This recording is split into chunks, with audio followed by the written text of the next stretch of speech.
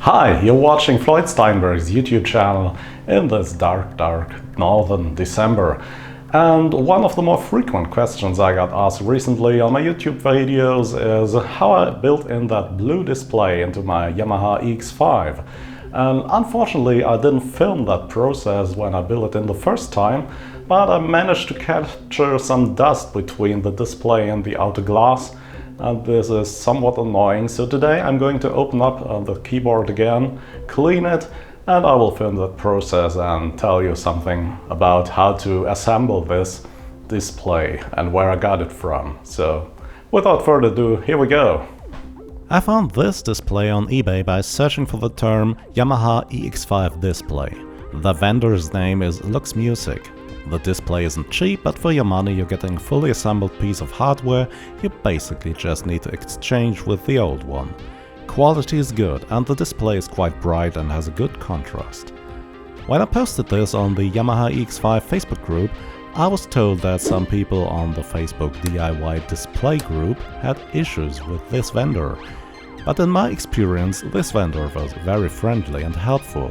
He guided me through the whole process on chat in the middle of the night.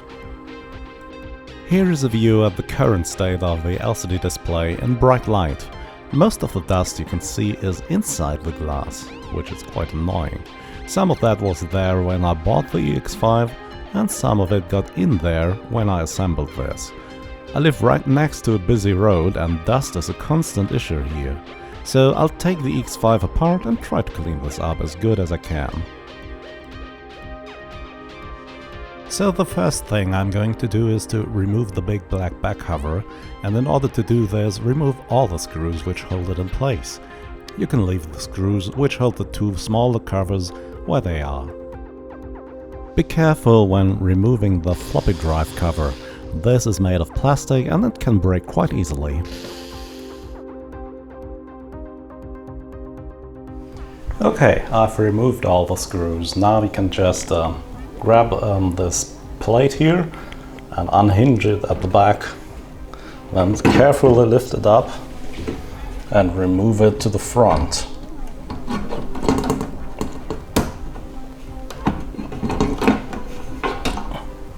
Like this. And while we're at it, let's have a look at the hardware. We've got the power supply unit, the keyboard. These are the boards for all the buttons and knobs to control your synth. And here's one of the two main boards containing the digital signal processors, the operating system, and the RAM chips or ROM chips containing the samples and the wave data. And we've got the flash RAM, which stores all your samples and sounds while your machine is turned off. And we've got the normal RAM for operating the CPU and stuff. And on this side you can see I've bought a SCSI board, and I've also have this audio out board. And here's a USB floppy emulator because I don't have the normal floppy drive in here anymore. Okay, so the screen I'm trying to access is actually behind this main board. So let's begin by removing all the cables carefully. And it's a good idea to take a photograph of the way the cables are connected here, because it's easy to forget how this was set up. So let's begin. Unplug the floppy drive or the floppy emulator. Be careful while doing so, don't bend anything. This here is the SCSI connector.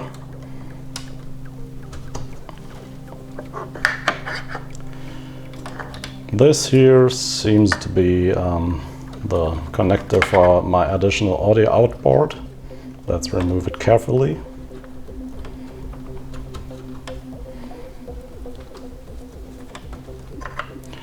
And also remove this cable here carefully. You can just lift it up. It will just come out here easily, like this. And also remove the power connector on this side.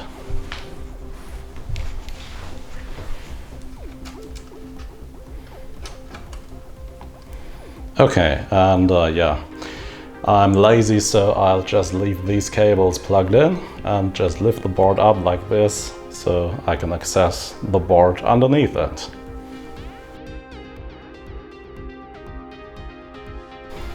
For the screws on the back, I will use a regular screwdriver.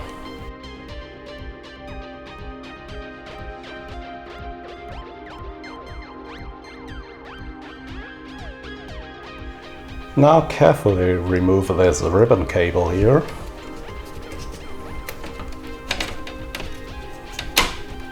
Now you can just take out the board a bit and place it like this. Should be enough.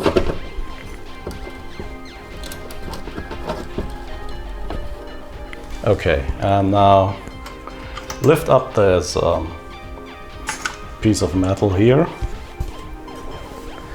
And now we've already gotten to the screen, you can see it here. And yeah, update, I've decided to lift up this board too. So let's remove the 4 screws which are in here carefully.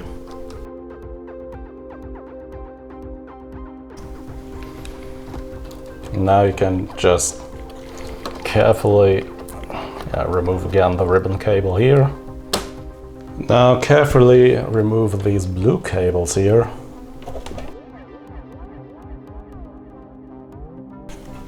And then lift up the board.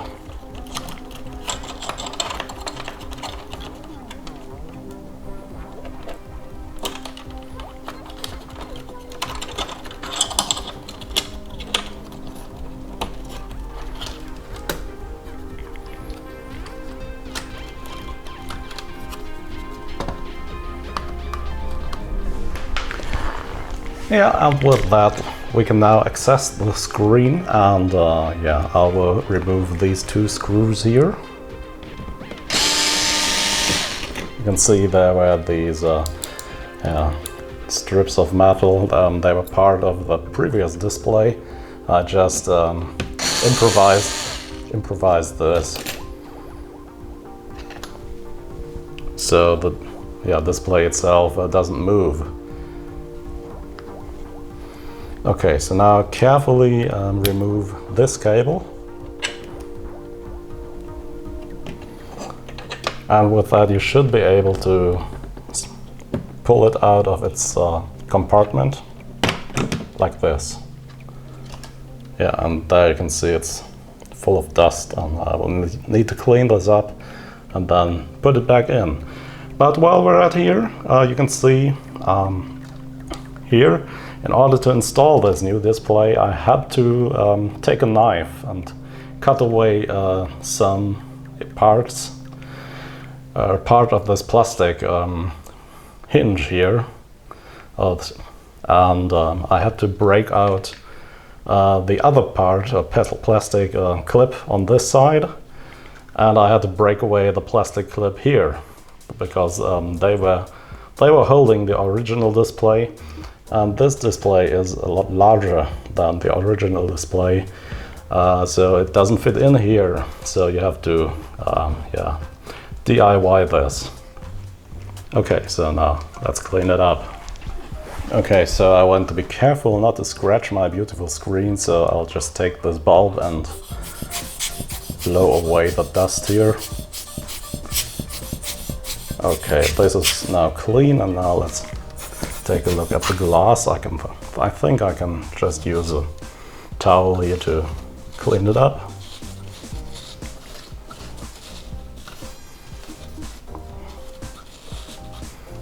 Okay, let's take a close look.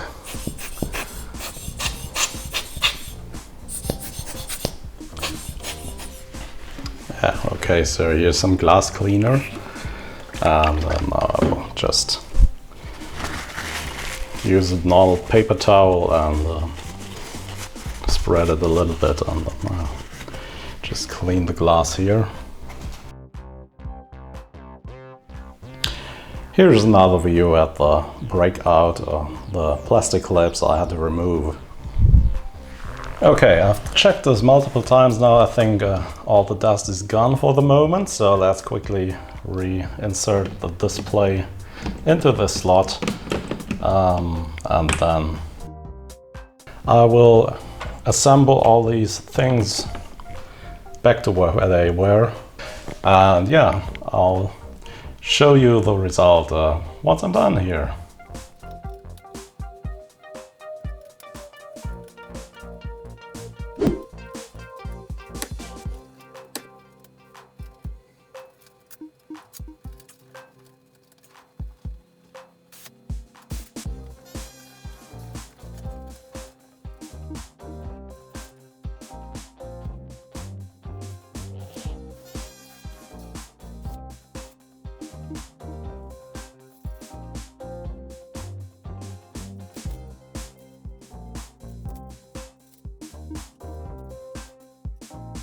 And here's the result of today's work. As you can see, the dust situation has improved vastly.